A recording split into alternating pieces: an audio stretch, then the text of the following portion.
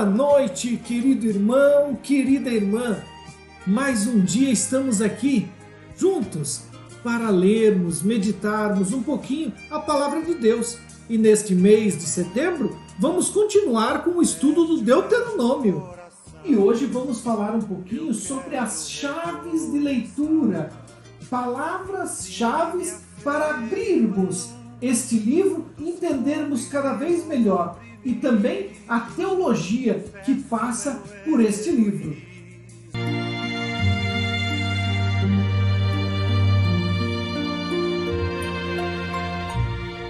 E para compreendermos melhor este livro, temos 7 palavras, ou melhor, 7 chaves que vão abrir o conhecimento para aprofundarmos o livro do Deuteronômio.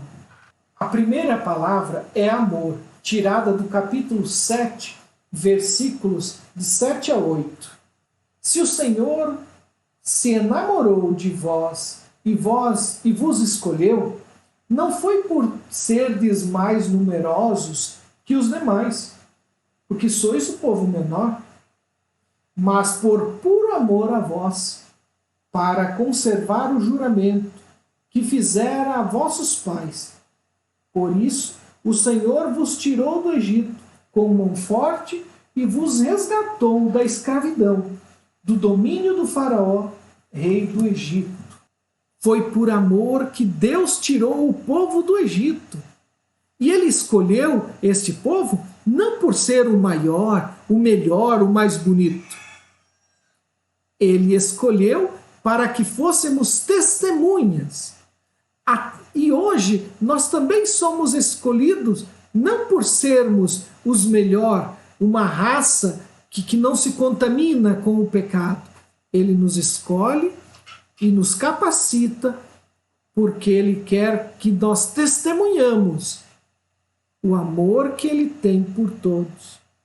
Então, como o filho pródigo, né, na parábola do Pai misericordioso, Deus é este Pai apaixonado, esta mãe amável que quer o seu filho abraçar e lhe cobrir de beijos. Esse Deus que nós acreditamos é um Deus de amor, que quer que nós tenhamos a vida. E para isso, Ele manda até o seu Filho, Jesus Cristo, para nos salvar. A segunda palavra-chave é memória, tirada do capítulo 6, versículos de 20 a 21. Quando amanhã teu filho te perguntar o que são essas normas, esses mandatos e decretos que o Senhor, vosso Deus, vos ordenou, tu responderás a teu filho: éramos escravos no Egito. O Senhor nos tirou do Egito com mão forte. Sem memória da caminhada, o povo perde a sua identidade, perde o rumo da sua missão. Quem perde a memória, perde a vida, perde a sua história, não sabe para onde vai. Então, por isso, sem parar, do começo ao fim, o livro do Deuteronômio manda o povo não esquecer nunca do passado. É quase um refrão que se repete, que sempre volta, né? Durante todo o livro.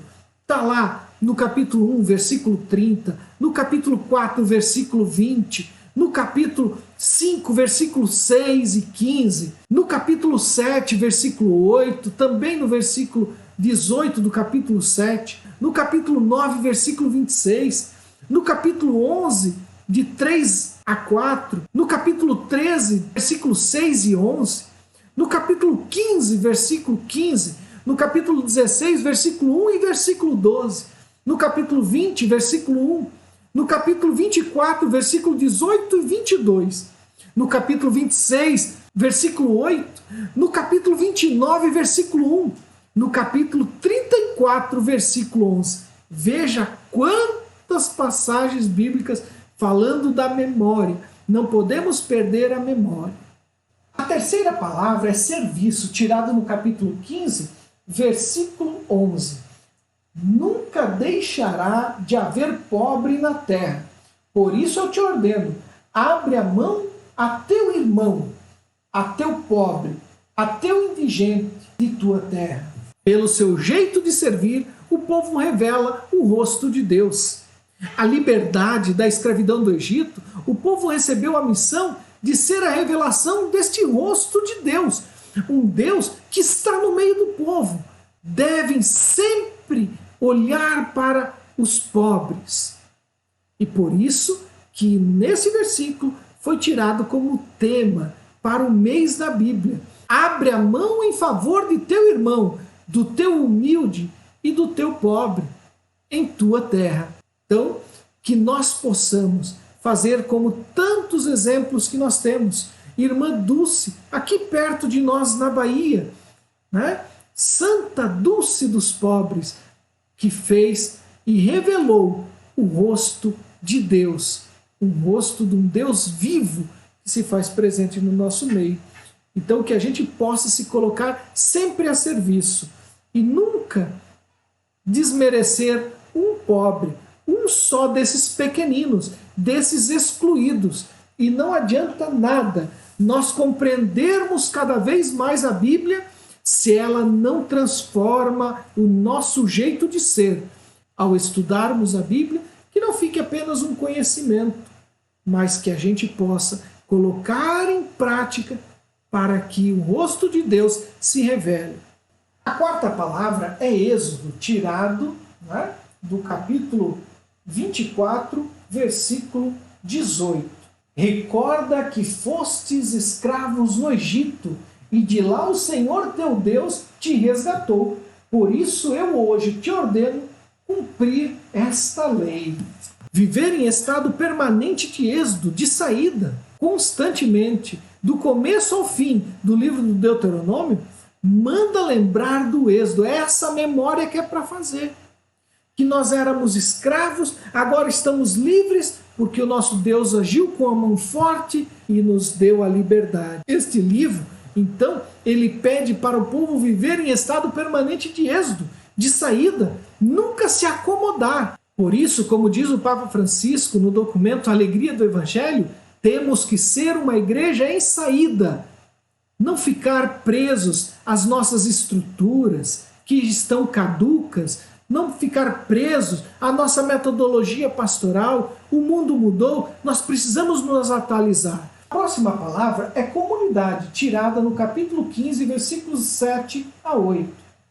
Se houver entre os teus um pobre, um irmão teu, numa cidade tua, nessa terra tua, que o Senhor teu Deus te dará, não endureça o coração, nem feche a tua mão ao teu irmão pobre. Abre-lhe a mão e empresta-lhe a medida de sua necessidade. O povo responde à iniciativa de Deus vivendo em comunidade, como irmãos e irmãs. Comunidades verdadeiras é aquela que, na vivência da palavra de Deus, revela igualdade, solidariedade e acolhida, principalmente dos mais vulneráveis, dos mais miseráveis, dos pobres, dos excluídos, daqueles que são tirados da sociedade. E por isso que lá no versículo 4, desse mesmo capítulo 15, vai falar: entre vocês não haverá nenhum pobre. Por quê? Porque é nossa responsabilidade. É a responsabilidade daquele que tem repartir segundo as necessidades dos nossos irmãos mais carentes. Então, veja que linda esta passagem. Que bonita esta passagem, né, do livro do Deuteronômio. Viver em comunidade. E aí eu faço uma pergunta para nós. Como andam nossas comunidades? Ela olha para o pobre? A nossa comunidade fez o que pelos pobres? Ou apenas se dedica à manutenção dos sacramentos e da catequese na sua oração pessoal? Faça essa pergunta. Se faça essa pergunta, o que eu tenho feito por todas essas pessoas que estão marginalizadas, excluídas, né? O que a minha comunidade tem feito também por isso? Liberdade é a nossa próxima chave para entrarmos neste belíssimo livro. Liberdade. E eu tirei a passagem do capítulo 5, versículo de 6 a 8. que diz assim: eu sou o Senhor Deus, eu te tirei do Egito da escravidão. Não terás outros deuses diante de ti, não fará de ti ídolos, nenhuma figura do que há no alto do céu, embaixo da terra ou na água sobre a terra. O livro do Deuteronômio revela que o verdadeiro Deus é aquele que libertou o seu povo da escravidão do Egito e lhe garantiu a vida. Por isso, ele pede para que o seu povo se liberte do culto aos ídolos e adorar só ao Senhor, só a Javé, só a este único Deus, o verdadeiro Deus libertador, que prefere a misericórdia e a justiça aos cultos nos lugares altos. E a última palavra, a sétima palavra-chave para entrarmos neste belíssimo livro é aliança, tirado no capítulo 5, versículo 2 e 3, que diz assim: o Senhor nosso Deus fez aliança conosco no Horebe. Não fez esta aliança com nossos pais, mas conosco, com os que estamos vivos hoje, aqui. Então, esse compromisso mútuo de Deus e do povo, né? O livro do Deuteronômio é o livro da aliança de Deus com Israel. Foi Deus quem tomou a iniciativa desta aliança. Isso significa que após mais de 600 anos, o Êxodo continua sendo o hoje deles. Na lembrança do povo, os tempos se misturam. Hoje é uma palavra muito forte, também no livro do Deuteronômio. Representa a existência da ação concreta de Deus no cotidiano da vida, nas diversas circunstâncias do dia a dia. Indica também o compromisso, né, que Israel naquele tempo e hoje de nós sermos testemunhas do amor de Deus, sendo fiéis às suas palavras diariamente. E é por isso que nas nossas procissões, nas nossas celebrações, nós cantamos: o povo de Deus no deserto andava. E ainda a gente acrescenta: também sou teu povo, Senhor, estou nessa estrada. Que hoje, o hoje da nossa vida, possa ser também a presença desse Deus na vida da outra pessoa, por meio do meu testemunho. A aliança de Deus conosco é para que nós façamos as pessoas, o mundo, a sociedade, conhecer o rosto amável do nosso Deus. Podemos dizer que o fio teológico condutor do livro do Deuteronômio é a unidade. Por isso, fala muito em um Deus, um povo, uma lei, um templo, um Deus.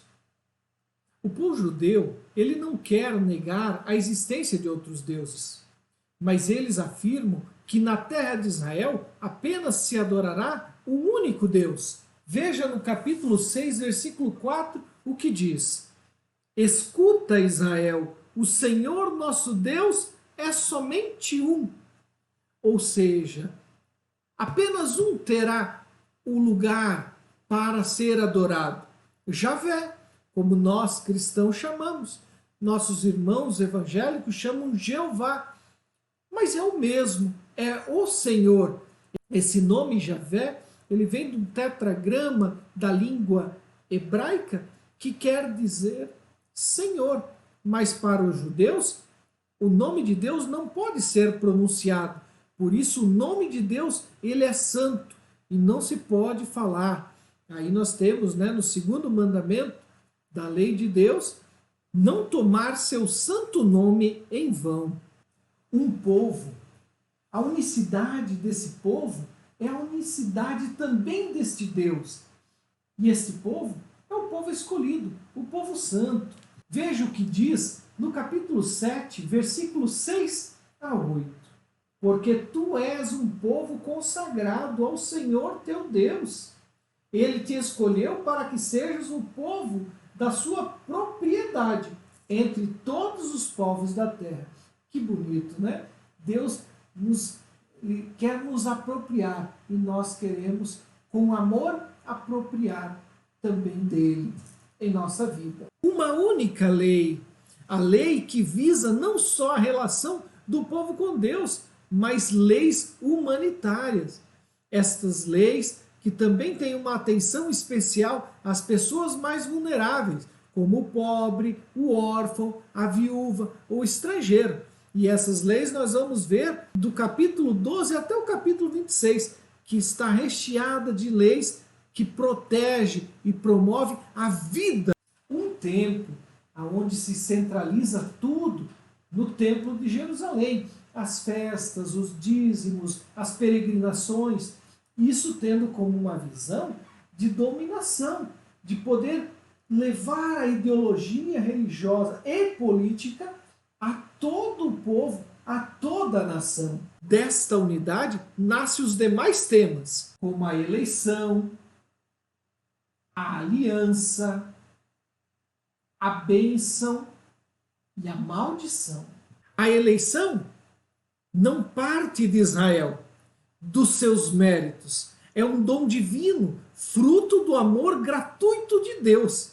Israel, em consciência disso, ao experimentar a libertação do Egito e ao transmitir esta experiência às novas gerações, quer mostrar que somos eleitos, somos o povo eleito. E isso está no capítulo 7, versículos 7 e 8, que diz assim: se o Senhor se enamorou de vós e vos escolheu, não foi por serdes mais numerosos que os demais, porque sois o povo menor, mas por puro amor a vós, para conservar o juramento que fizeram aos vossos pais.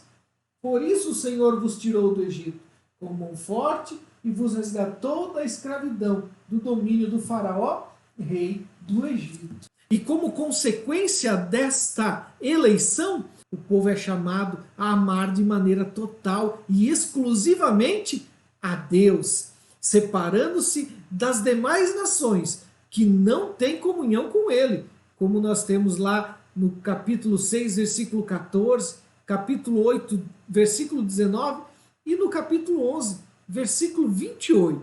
A aliança, tema também central em toda a história do povo de Deus. E a aliança é manter-se fiel a esta lei que Deus nos dá por meio de Moisés, por meio dos profetas, por meio do seu Filho, Jesus Cristo. Pois hoje somos nós o povo eleito, o povo chamado a mostrar para o mundo o rosto de Deus, o rosto amoroso de Deus.